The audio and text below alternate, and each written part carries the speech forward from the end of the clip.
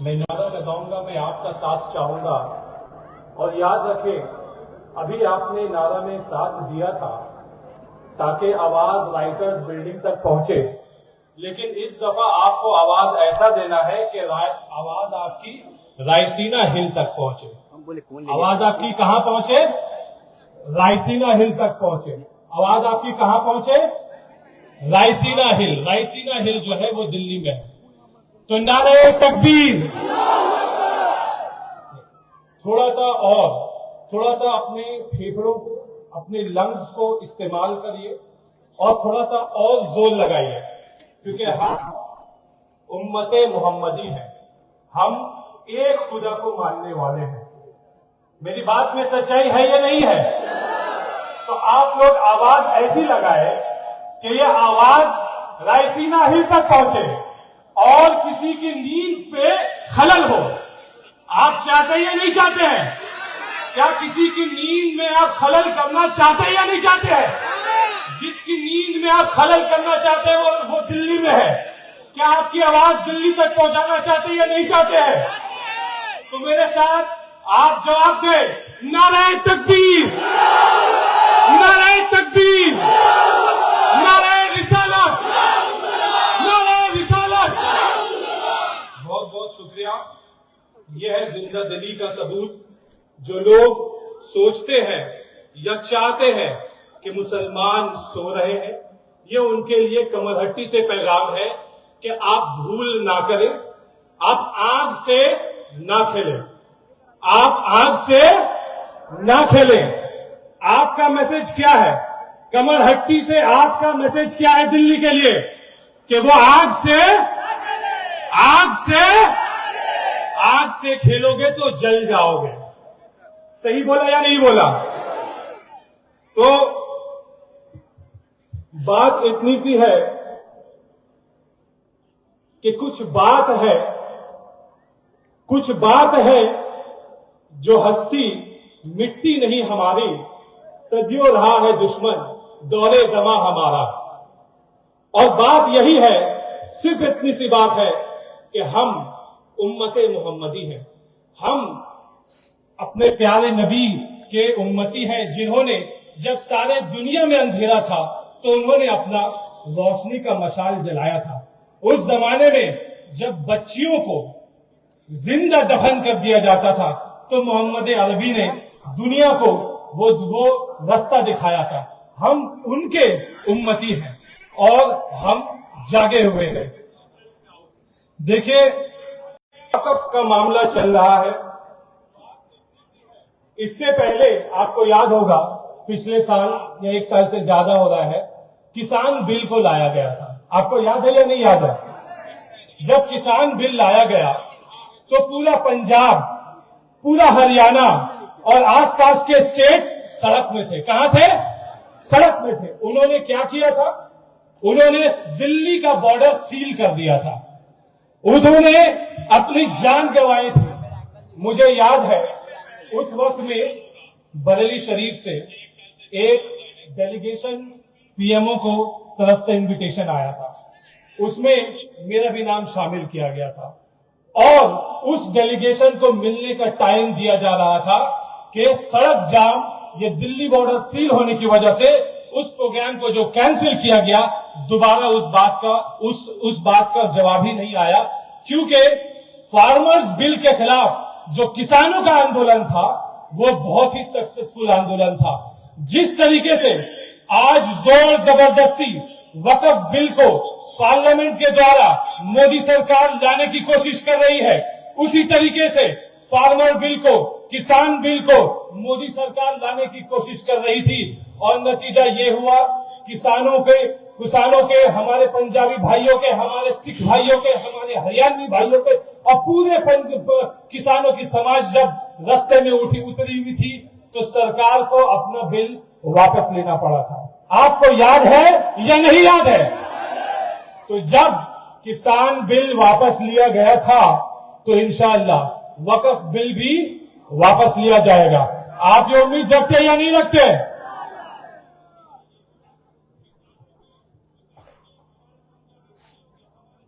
آپ سے میں کہہ دوں आजकल एक नया प्रोपेगेंडा चलाते हैं।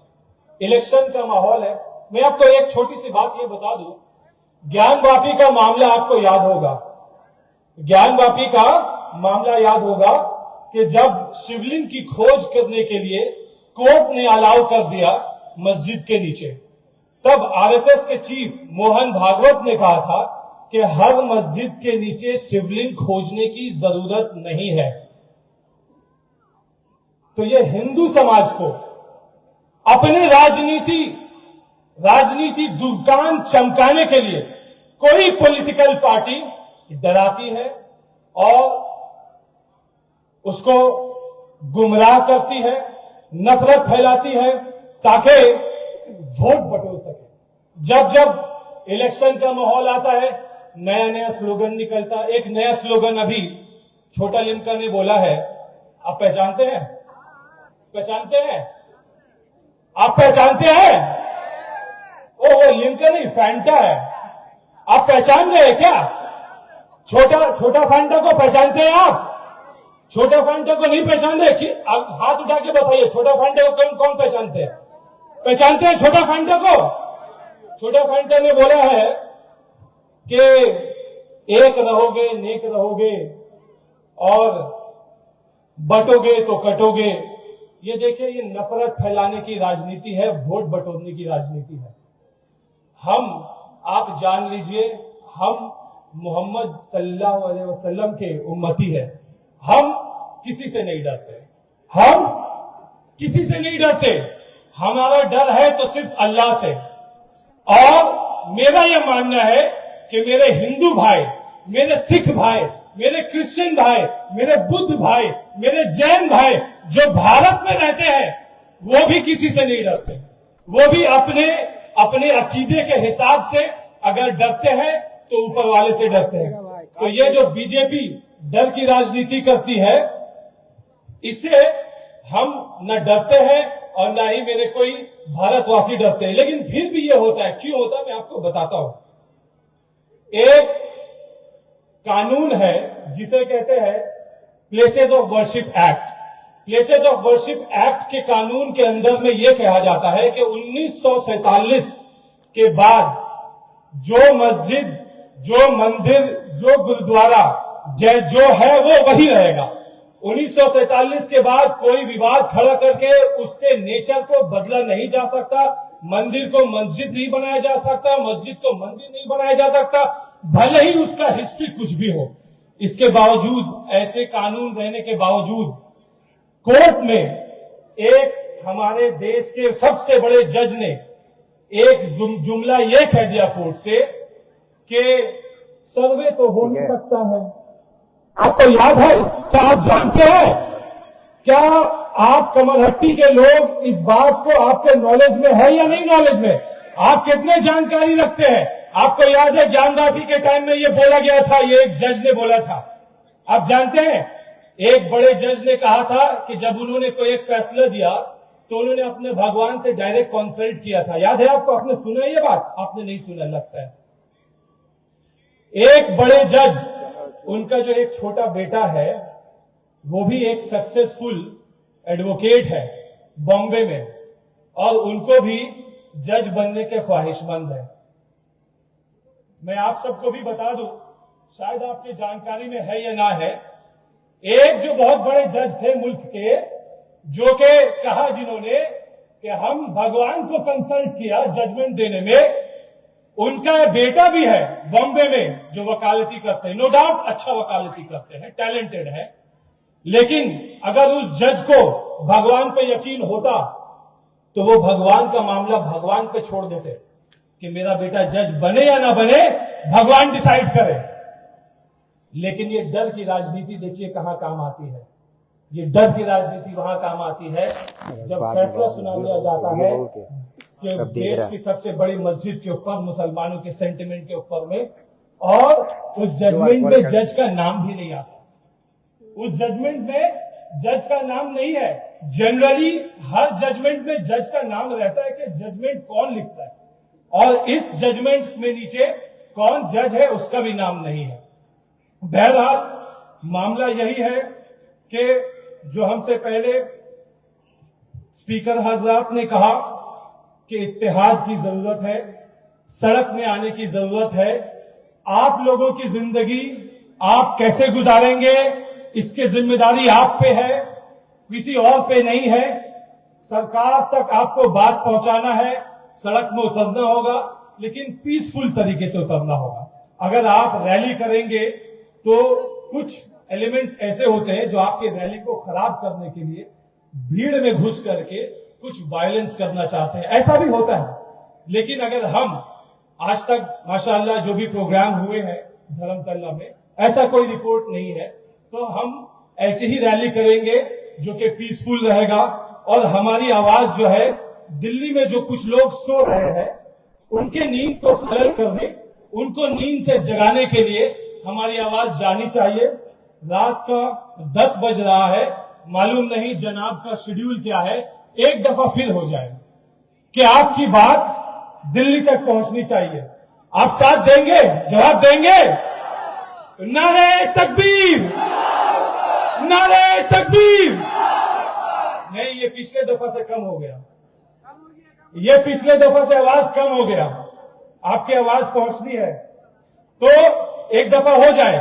نعرہ تکبیر، نعرہ تکبیر، نعرہ رسالت، نعرہ رسالت. بہت بہت شکریہ. دو باتیں میں عرض کرنا چاہ رہا تھا. بہت بہت شکریہ، آپ کا بہت عمدہ پیغام دیا. میں یہ امید کر رہا تھا کہ ہم دلی پہنچنے سے پہلے رائٹرز تو پہلے پہنچ جائیں اور نبندہ پہنچ جائیں. میں امید کر رہا تھا ایڈوکیٹ صاحب سے کہ وہ پہلے ہماری دیدی تک پیغام پہنچائیں گے تو وہ زیادہ بہتر ہوتا. ہم ہر بات کو دلی سے جوڑ دیتے ہیں، یہی ہوتا ہے. ہم ہر بات کو بی جے پی سے جوڑ دیتے ہیں، یہی ہوتا ہے. ٹھیک ہے، ہمیں پتا ہے کہ بی جے پی کیا کر رہی ہے اور کیا کرنے والی ہے، لیکن ہم نے جن کو بٹھایا ہے اصل معاملہ حق ادائیگی کا تو یہ ہے نا. ابھی تو پتا چلنا ہے نا کہ ہم نے آپ کو بٹھایا ہے، اپنی حفاظت کے لیے بٹھایا ہے، اپنی مسجدوں کی حفاظت کے لیے بٹھایا. آپ کیا اسٹینڈ لینے والی ہیں؟ ہمارا پیغام یہاں سے ان تک پہلے جانا چاہیے، وہ پہنچائیں گی پھر دلی تک. ہماری ذمہ داری نہیں ہے دلی تک پہنچانا، اور ہمیں ان کو بیدار کرنا ہے. آپ کو یہ بہت دانش مندی کے ساتھ فیصلہ لے رہا ہے کہ وقت کے قانون کے اوپر آپ کا اسٹینڈ کیا ہوگا. تو پیغام مجھے امید ہے کہ ایڈوکیٹ صاحب کا بھی یہی ہوگا انشاءاللہ. جزاکم اللہ خیر الجزا. قبل اس کے کہ میں صدر محترم کو دعوت دوں، دو صرف پروگرام باقی ہیں، ایک نعتیہ کلام اور اس پورے مجلس کے روح رواں اور آپ حضرات کی خدمت میں اتنے قیمتی جواہر پارے لانے کے لیے جنہوں نے صبح شام تگ و دو کیا ہے، وہ قمر حقیقی اصلاح معاشرہ کمیٹی ہے، جن کے غیور نوجوانوں نے یہ بزم سجائی. اگر میں ان کو یہاں دعوت نہ دوں تو یہ کہا جائے گا کہ میرے ہی لیے تھی بزم سجی، مجھ کو ہی وہاں ساگر نہ ملا. میرے ہی لیے تھی بزم سجی، مجھ کو ہی وہاں ساگر نہ ملا. چھلکی تھی گلابی میرے لیے اور پیاس بجھائی لوگوں نے. میں دعوت دیتا ہوں جناب مولانا عبداللہ نور صاحب کو کہ وہ دائز پر تشریف لائے، اور آپ کو پتا ہے کہ آپ کو کن کو سننا ہے، اس وجہ سے اتنا ہی سنائیں کہ جتنا ہم ان کو زیادہ سے زیادہ سن سکے. صدر محترم حضرت مولانا عبداللہ نور صاحب.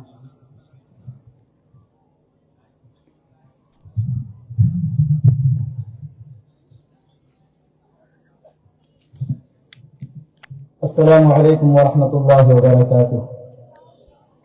محترم سامعین کرام، اصل میں یہ پورا مجمع جنہیں سننا چاہتا تھا سن چکا ہے، اور اب جن کے لیے مجمع بیٹھا ہے وہ ابھی حضرت والا تشریف فرما ہے. بس کچھ دیر کے لیے ہم آپ کے بیچ میں آئے ہیں کہ سرفروشی کی تمنا اب ہمارے دل میں ہے نا بھائی؟ سرفروشی کی تمنا اب ہمارے دل میں ہے، دیکھنا ہے زور کتنا بازو قاتل میں ہے. وہ قتل کرنے نکلے ہیں، مسجدوں کو مسمار کرنے نکلے ہیں، ہماری عبادت گاہوں کو توڑنے نکلے ہیں. یہ ہم برداشت نہیں کریں گے. جب یہاں انگریزی حکومت تھی اور ہمارے ساتھ کھلواڑ کیا جا رہا تھا، ہمارے مذہب کے ساتھ، اسلام کے ساتھ، قرآن کے ساتھ، جب ہم نے انہیں برداشت نہیں کیا تو ہم ان کو کیسے برداشت کر سکتے ہیں؟ بھائی کریں گے برداشت؟ نہیں. بابری مسجد لے لیا، برداشت کر لیے. 3 طلاق والا بل آیا، बर्दाश्त कर लिए रो धोकर, एनआरसी लाने की कोशिश की, आसाम में उन न जाने कितने मजलूमों को डिटेंशन कैंप में डाल दिया, हम बर्दाश्त कर लिए, लेकिन अब बर्दाश्त वो सर के ऊपर जा रहा, पानी सर से ऊपर जा रहा है। मैं आपको क्या बताऊं, कितना बताऊं, दर्द एक नहीं पूरा जिगर है छलनी, दर्द एक नहीं पूरा जिगर है छलनी, दर्द परेशान है कि उठे तो कहां से उठे, जख्म एक नहीं पूरा जिगर है छलनी, दर्द परेशान है कि उठे तो कहां से उठे। मेरे मोहतरम बुजुर्गों, दोस्तों, यहाँ जो मस्जिद सजाई गई है, ये जो बैनर लगाए गए हैं और इतने दिन से जो आवाज लगाई जा रही है, और पूरे हिंदुस्तान में मुस्लिम personal law board, Jamiat Ulama Hind, इमारत शरिया, जमात इस्लामी, वो सारी तंजीमें मिलकर मुसलमानों को बेदार करने की कोशिश कर रही है कि मुसलमानों बेदार हो जाओ, अब सोने का वक्त नहीं है, अब जागने का वक्त है। कल एक मस्जिद पर निशाना था, अब सारी मस्जिदों पर निशाना है, और हम अपनी मस्जिदों को बचाना जानते हैं। जब हम अंग्रेजों को हिंदुस्तान से भगाना जानते, तो हम यहाँ मस्जिदों को बचा कर दम लेंगे इंशाअल्लाह। तो वक्त को बचाने के लिए पूरी कोशिश करेंगे। अभी तक सिर्फ छाई मैदान में बुलाया गया, धर्मतल्ला में मौलाना तारिक रहमानी साहब ने बुलाया, मौलाना सिद्दीकुल्लाह चौधरी साहब ने बुलाया। ये बुलाना इस तरफ इशारा है कि मुसलमानों, जंग की आजादी में हमारे उलमाए कराम ने वो दिल्ली की चांदनी चौक से लेकर और लाहौर तक कोई ऐसा दरख्त नहीं था जिस दरख्त पर उलमाए कराम की गर्दन न लटकी हो, और पूरे हिंदुस्तान में और दिल्ली की जामे मस्जिद को उठा कर देंगे, और जब उठाएंगे उसके पत्थरों को, उस पत्थरों को सूंघेंगे तो पता चलेगा इस मुल्क को आजाद करने के लिए हमारे हिंदुस्तानी मुसलमान भाइयों ने अपना खून बहाया था। किसी ने अपनी बीवी को बेवा किया, किसी ने अपने बच्चों को यतीम किया, अपना घर बार छोड़ा था। अब वक्त आ गया है कि इस हुकूमत को बताना होगा कि हम फिरकों में बटे हुए थे तो कमजोर समझ रहे थे। तो देवबंदी अलग है, बरेलवी अलग है, शिया अलग है, सुन्नी अलग है, अहले हदीस अलग है। तो कभी इनकी मस्जिद पर, कभी इनके मदरसे पर, कभी इनके मजार पर। अब वो वक्त चला गया, अब वो बात खत्म हो गई। अगर मजार पर आफत आएगी, अगर मजार पर तुम्हारी नजर होगी, तो देवबंदी भी उसी सफ में होगा जिस सफ में बरेलवी होगा, उसी सफ में शिया होगा, उसी सफ में अहले हदीस होगा इंशाअल्लाह। तो अब हम एक हो गए। आज इस प्लेटफॉर्म से बता दें कि कमरहट्टी के तमाम लोग अब एक हो चुके हैं, और एक होकर नारा बुलंद करेंगे कि हिंदुस्तानी मुसलमानों पर अगर कभी आफत आई तो एक उंगली नहीं पूरा पंजा उठेगा और हुकूमत को बतलाएगा कि हम जाग चुके हैं।